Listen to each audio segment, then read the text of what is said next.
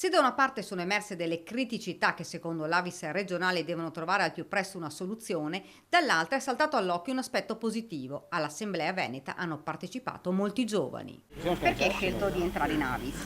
Ho scelto di entrare in Avis per dare un contributo agli ammalati donando sangue.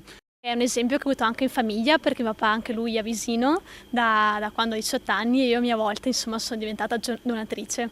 Cosa potrebbe essere migliorato? Allora, la comunicazione sicuramente, soprattutto perché ovviamente Avis è una rete associativa, quindi deve trasformarsi in una rete a tutti gli effetti.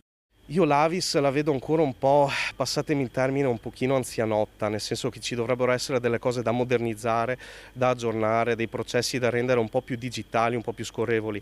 Fra l'altro, tra Avis Veneto e ABVS Belluno si è registrato un incremento dei donatori dell'1,83% rispetto al 2023.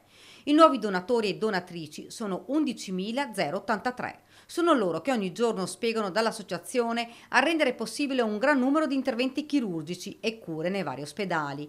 Intanto l'Avis fa i conti con alcune problematiche che necessitano delle soluzioni: la carenza di personale sanitario nei centri trasfusionali e necessità di incrementare il plasma. Il discorso del plasma sta diventando una cosa veramente necessaria per gli emoderivati.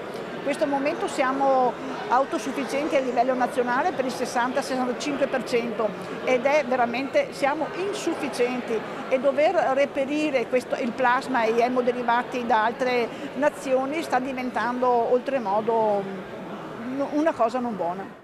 E questo nonostante si sia registrato un piccolo incremento nella raccolta del plasma del 2,97%.